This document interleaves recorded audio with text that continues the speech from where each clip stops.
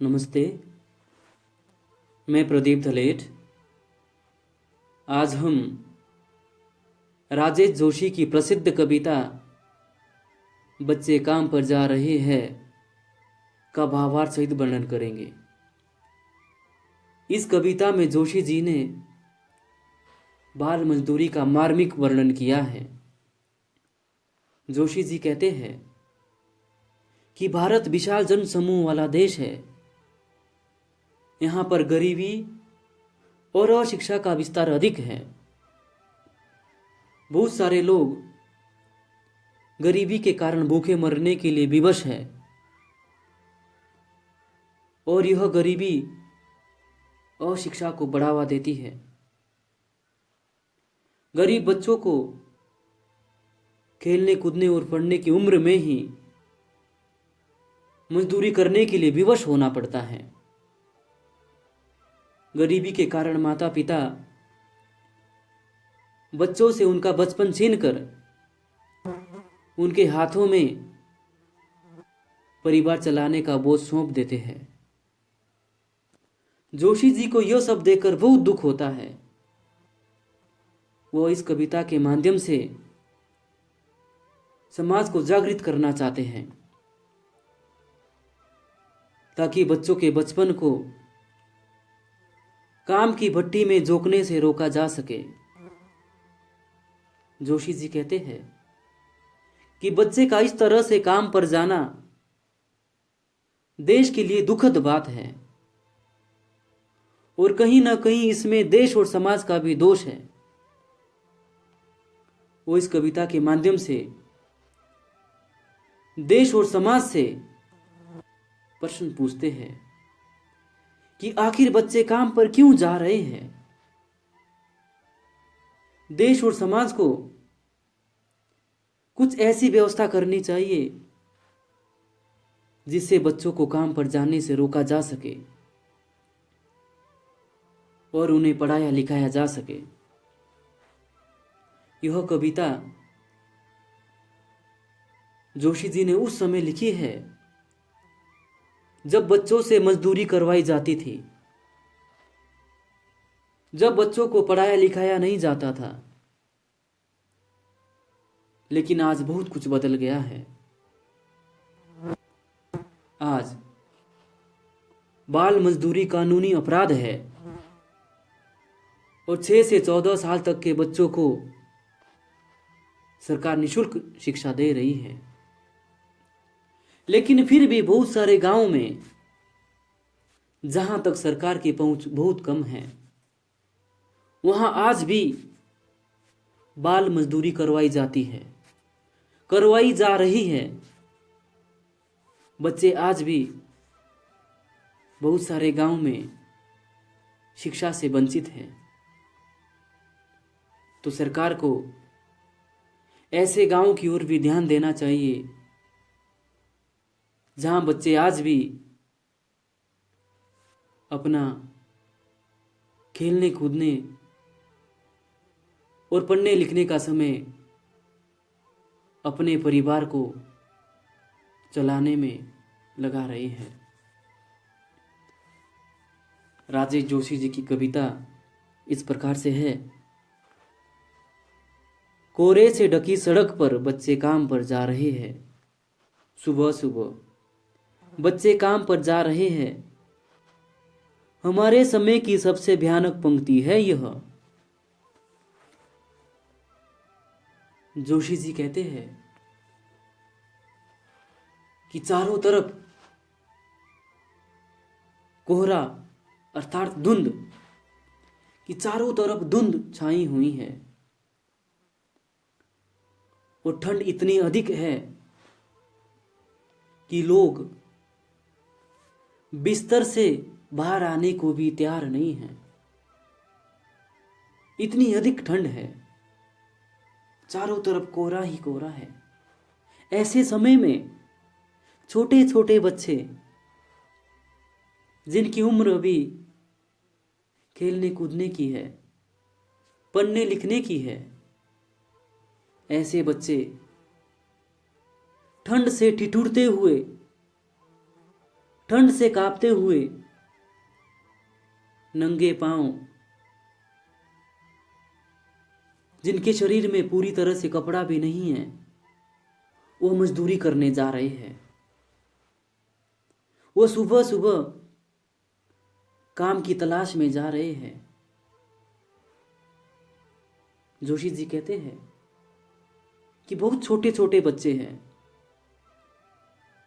ऐसे बच्चे जिन्हें अभी दुनियादारी की कोई समझ नहीं है। ऐसे बच्चे सुबह सुबह ठंड में कांपते हुए कोई चाय की दुकान में काम करने जा रहा है,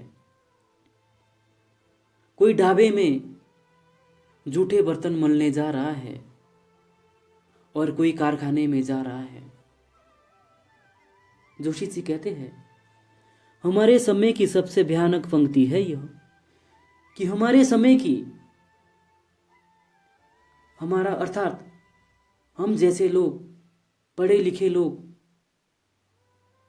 जो जिन्हें सब पता है सही गलत का, तो ऐसे समय कि हमारे समय में जब देश में बहुत सारे लोग पढ़े लिखे हैं, ऐसे समय में देश में बच्चों से मजदूरी करवाई जा रही है।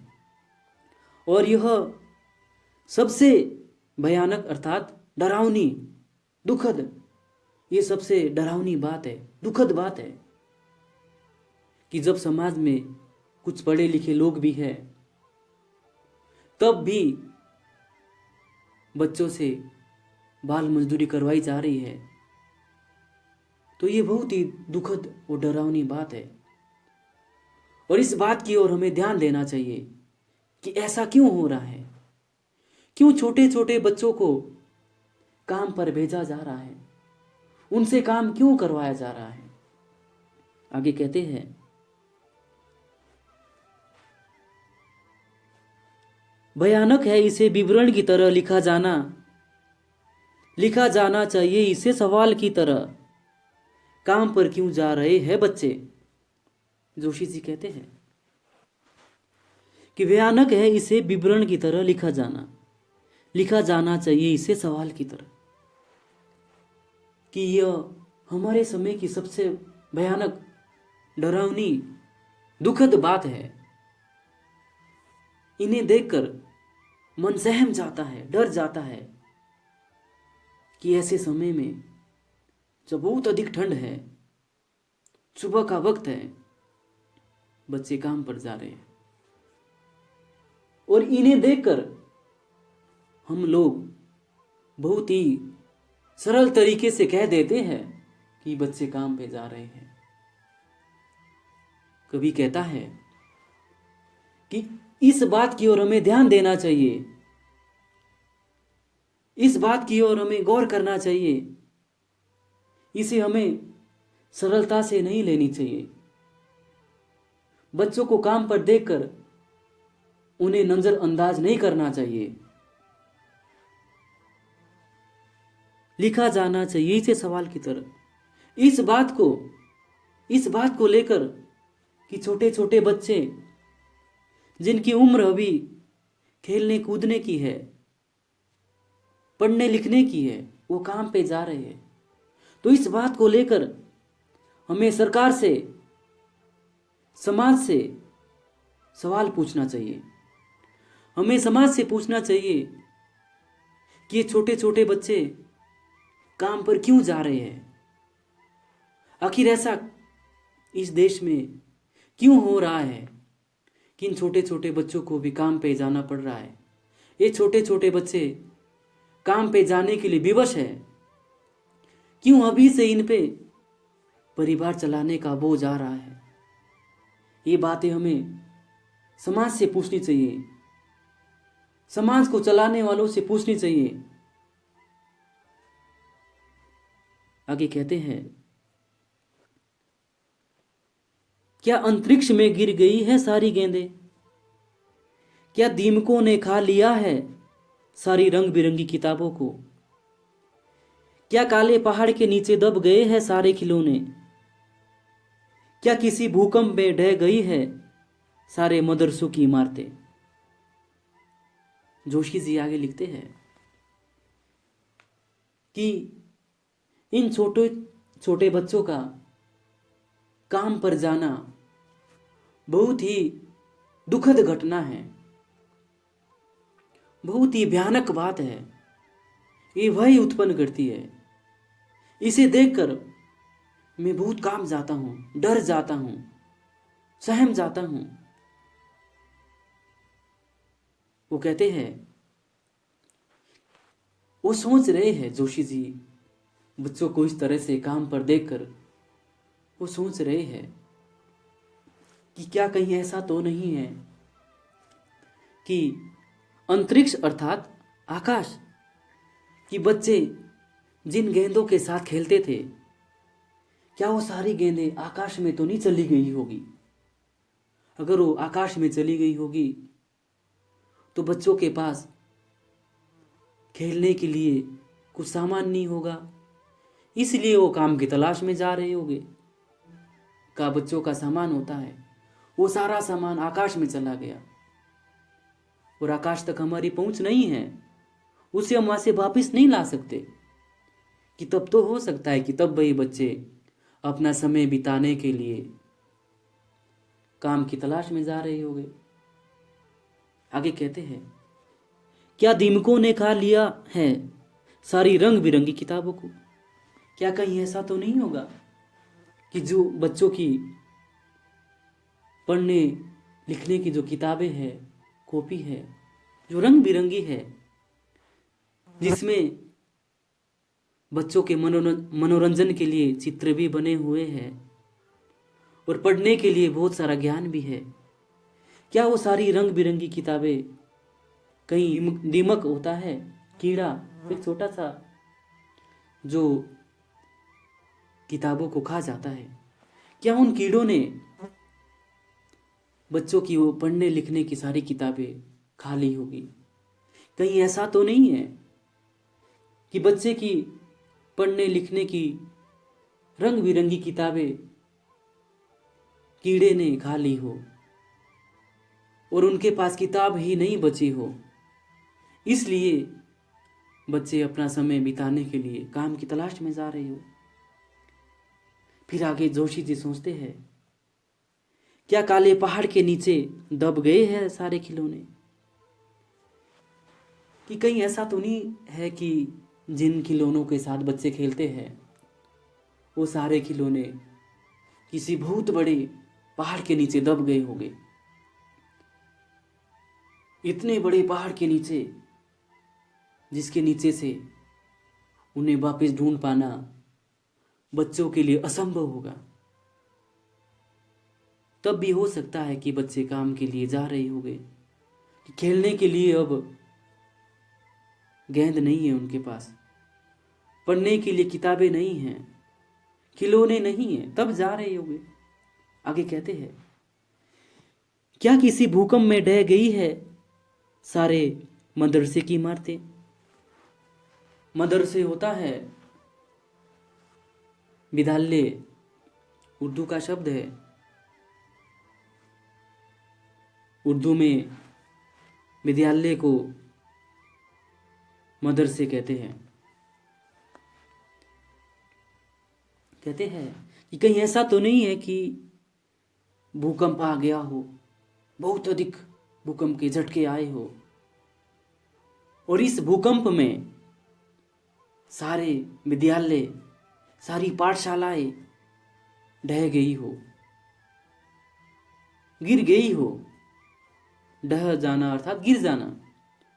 कि कहीं ऐसा हुआ होगा कि जहां बच्चे पढ़ने जाते थे वो सारे विद्यालय या पाठशाला वो भूकंप से गिर गई हो, इसलिए अब बच्चे अपना समय बिताने के लिए काम की तलाश में जा रहे हैं। आगे कहते हैं, क्या सारे मैदान, सारे बगीचे और घरों के आंगन खत्म हो गए हैं एकाएक? तो फिर बचा ही क्या है इस दुनिया में? कितना भयानक होता अगर ऐसा होता। भयानक है लेकिन इससे भी ज्यादा यह कि है सारी चीजें हस्ब मामूल।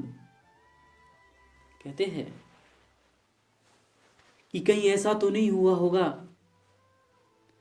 कि सारे मैदान जहां पर छोटे छोटे बच्चे खेलने जाते थे, जहां पर सारे बच्चे खेलते थे एक दूसरे के साथ, लड़ते झगड़ते थे प्यार प्यार से, सारे बगीचे और घरों के आंगन खत्म हो गए एकाएक। कि कहीं ऐसा तो नहीं हुआ कि सारे जितने भी इस दुनिया में बगीचे हैं जहां पर बच्चे टहलने जाते थे वो कहीं खत्म तो नहीं हो गए, अब बचे ही ना हो वो बगीचे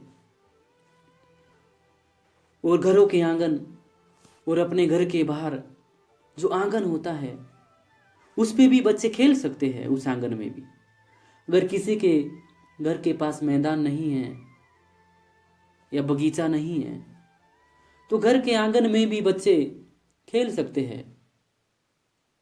तो कहीं ऐसा तो नहीं हुआ कि वो आंगन भी खत्म हो गया हो, बचा ही ना हो, आंगन ही ना बचा हो। तो कहते हैं अगर ऐसा है, जोशी जी कहते हैं कि अगर ऐसा है कि ना तो बच्चों के पास खेलने के लिए गेंद है, ना पढ़ने के लिए किताबें हैं, ना खिलौने हैं,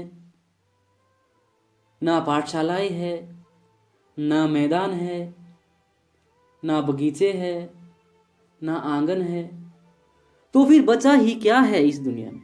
तो क्या बचा इस दुनिया में जब ये सारी चीजें इस दुनिया में है ही नहीं? तो फिर क्या बचा है? तो मुझे वो बताइए। जोशी जी कहते तो ये बताओ मुझे आप कि क्या बचा है फिर? कितना भयानक होता अगर ऐसा होता, सुनकर डर लग जाता। भयानक है लेकिन इससे भी ज्यादा यह कि है सारी चीजें हस्ब मामूल। कवि कहते हैं कि यह सारी चीजें वैसी की वैसी है जैसी दुनिया में थी। भयानक है कि इससे भी ज्यादा डरावना, किससे? इससे भी ज्यादा डरावना कि ये सारी चीजें अगर ना होती तो ये डरावना था, ये भय उत्पन्न करने वाला था।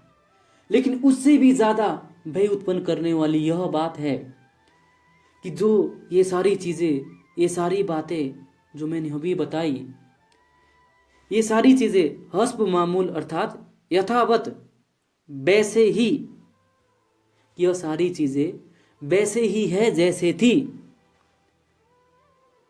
फिर ऐसा क्या है कि बच्चे काम पर जा रहे हैं जब बच्चों के पास खेलने के लिए गेंदें हैं, पढ़ने के लिए किताबें हैं, पाठशालाएं हैं, मैदान है, आंगन है, बगीचे हैं, जब सारी चीजें हैं तो फिर दुनिया में ऐसा क्या नहीं है, देश में गरीब लोगों के पास ऐसा क्या नहीं है जिससे उन्हें यह सब छोड़ करके काम की तलाश में जाना पड़ रहा है, अपने परिवार का पालन पोषण करने के लिए, मजदूरी करने के लिए विवश होना पड़ रहा है। आगे कहते हैं, पर दुनिया की हजारों सड़कों से गुजरते हुए बच्चे, बहुत छोटे छोटे बच्चे काम पर जा रहे हैं। पर दुनिया की हजारों सड़कों से गुजरते हुए बच्चे, बहुत छोटे छोटे बच्चे काम पर जा रहे हैं। कभी कहते हैं कि ये बहुत ही दुखद बात है और भय उत्पन्न करने वाली बात है कि ये छोटे छोटे बच्चे जिनकी उम्र अभी खेलने कूदने की है, पढ़ने लिखने की है, ऐसे बच्चे काम पर जा रहे हैं, दिहाड़ी मजदूरी करने जा रहे हैं। कुछ लोग चाय की दुकानों में काम करने जा रहे हैं, कुछ लोग कारखाने में काम करने जा रहे हैं, कुछ लोग ढाबे में जूठे बर्तन मलने जा रहे हैं, कुछ बच्चे जमींदारों के पास उनकी गाय बकरियां उनके खेतों में काम करने जा रहे हैं। ये सब दुखद बात है। इस बात की तरफ सरकार को ध्यान देना चाहिए। सरकार को बाल मजदूरी पर रोक लगानी चाहिए और जहां भी कहीं बाल मजदूरी हो रही है उस पर सख्त कार्रवाई करनी चाहिए। जो उस व्यक्ति को बाल मजदूरी करने के लिए मजबूर कर रहा है उस पर कार्रवाई की जानी चाहिए। और जो बच्चों को पढ़ने से वंचित रख रहा है, उसे पढ़ा नहीं रहा है, उस पर भी सरकार को कार्रवाई करनी चाहिए। जोशी जी कहते हैं कि दुनिया अर्थात संसार, कि इस संसार की हजारों सड़कों से बच्चे जो छोटे छोटे हैं वो गुजर रहे हैं, वो काम की तलाश में जा रहे हैं। बहुत छोटे छोटे बच्चे हैं जिन्हें देखकर मन सहम जाता है कि इतना छोटा बच्चा अभी से ही अपने परिवार के बोझ को संभाल रहा है। जोशी जी कहते हैं कि यह सिर्फ भारत में ही नहीं है, पूरी दुनिया में है। दुनिया में बहुत सारे देश ऐसे हैं जहां पर बच्चों से मजदूरी करवाई जाती है, उन्हें जबरदस्ती काम पर रखा जाता है, उन्हें पढ़ाया लिखाया नहीं जाता है। आज के लिए इतना ही। धन्यवाद।